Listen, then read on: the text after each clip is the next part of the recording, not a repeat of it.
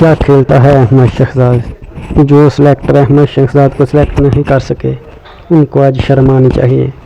دوسرا match BPL کا، آج بھی احمد شہزاد نے وہ کر دکھایا جو کوئی بھی پاکستانی پلیئر نہیں کر پایا۔